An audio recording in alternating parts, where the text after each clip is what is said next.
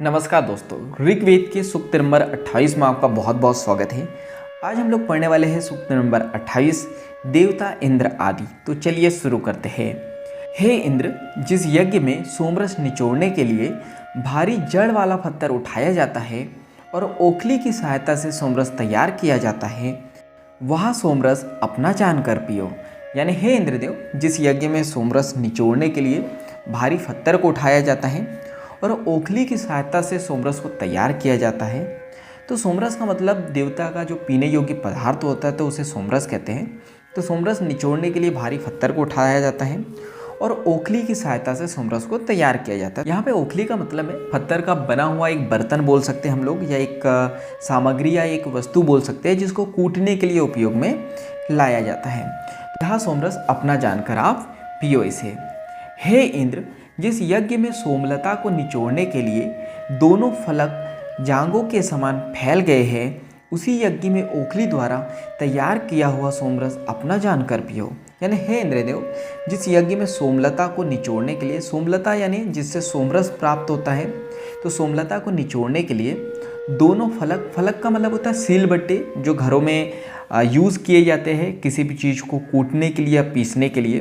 तो दोनों फलक यानी कि सिलबट्टे जांघों के समान फैल गए हैं, उसी यज्ञ में ओखली द्वारा तैयार किया हुआ, ओखली यानी वही पत्थर का बना हुआ पात्र बोल सकते हैं, तो ओखली के द्वारा तैयार किया हुआ सोमरस अपना जानकर पियो। हे इंद्र, जिस यज्ञ में यजमान की पत्नियां भीतर घुसती और बाहर निकलते रहती हैं, उसी यज्ञ में ओखली द्वारा तैयार किया हुआ सोमरस अपना जानकर पियो। यानी हे इंद्रदेव, जिस यज्ञ में यजमान की पत्नियां, यजमान का मतलब होता है यज्ञ करने वाला व्यक्ति, या फिर ब्राह्मणों से धार्मिक कृत्य या काम कराने वाले व्यक्ति को यजमान कहते हैं। तो हे इंद्रदेव, जिस यज्ञ में यजमान की पत्नियां भीतर यानी कि अंदर घुसती है और बाहर निकलते रहती है, उसी यज्ञ में ओखली द्वारा तैयार किया हुआ सोमरस अपना जानकर पियो। हे इंद्र, जिस यज्ञ में सोमलता मंथन करने का दंड घोड़े की लगाम के समान बांधा जाता है, उसी यज्ञ में ओखली द्वारा तैयार किया हुआ सोमरस अपना जानकर पियो।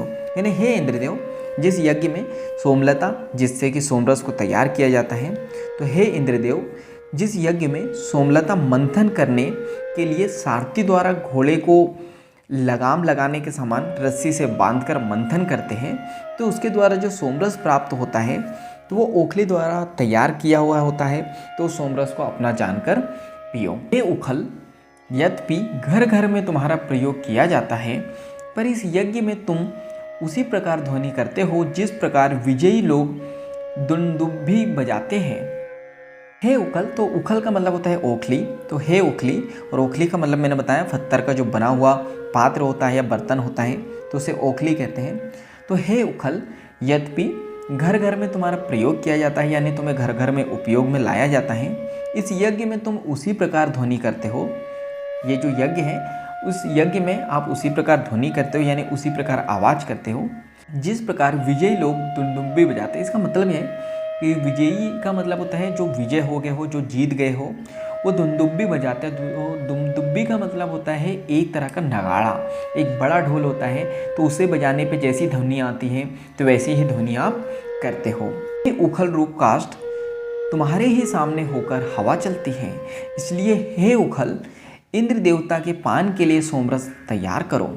यानी हे उखल, उखल का मतलब होता है ओखली, तो हे उखल रूप काष्ठ, काष्ठ का मतलब होता है वनस्पति या लकड़ी, तुम्हारे ही सामने होकर हवा चलती है, इसलिए हे उखल, इंद्र देवता के पान के लिए सोमरस तैयार करो। यानी जो इंद्रदेव हैं उनके सोमरस पीने के लिए सोमरस को तैयार करो। हे उखल और मुसल, तुम दोनों सभी प्रकार यज्ञ के साधन एवं प्रभुत अन्न देने वाले हो। जिस प्रकार इंद्र के दोनों घोड़े अपना खाद्य चना आदि चबाते समय ध्वनि करते हैं, उसी प्रकार तुम भी तुमुल ध्वनि के साथ परस्पर प्रहार करते रहो।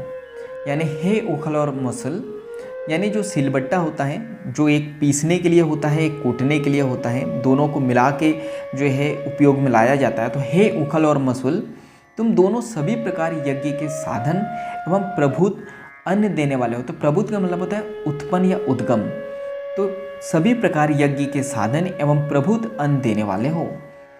जिस प्रकार इंद्र के दोनों घोड़े अपना खाद्य चना यानी जो खाने वाला चना होता है आदि चबाते समय ध्वनि करते हैं, उसी प्रकार तुम भी तुमुल का मतलब होता है तीव्र या प्रचंड, तुमुल ध्वनि के साथ परस्पर यानी लगातार प्रहार करते रहो। हे उखल और मुसल रूप दोनों काष्ठों, तुम दोनों देखने में परम सुंदर हो। शोभन अभिनव मंत्रों के सहयोग से तुम दोनों इंद्र के लिए मधुर सोमरस तैयार करो। यानी हे उखल और मुसल रूप दोनों काष्ठों, उखल या मुसल का मतलब वही अभी मैंने बताया सिलबट्टा, और काष्ठ का मतलब होता है वनस्पति या फिर लकड़ी। तो हे उखल और मुसल रूप दोनों काष्ठों, तुम दोनों देखने में परम सुंदर हो यानी बहुत सुंदर हो।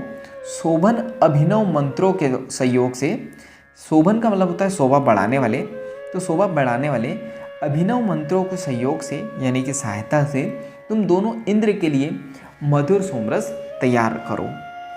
सोमरस निचोड़ने वाले फलकों से बचे हुए सोम को उठाकर पवित्र कुशों के ऊपर रखो। इसके बाद उसे गौचर्म से बनाए हुए पात्र में रखो। यानी सोमरस का मतलब अभी मैंने बताया था देवता का जो पीने योग्य पदार्थ होता है। तो सोमरस निचोड़ने वाले फलकों का मतलब होता है सीलबट्टे। तो सोमरस निचोड़ने वाले फलकों से बचे हुए सोम को उठाकर पवित्र कुशों के ऊपर रखो।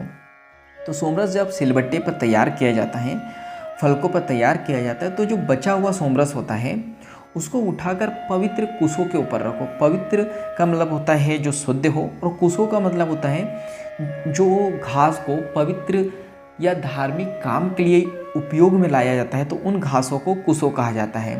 तो बचा हुआ सोमरस को उठाकर उस पवित्र कुशों के ऊपर रखो। इसके बाद उसे गौचर्म से बनाए हुए पात्र में रखो।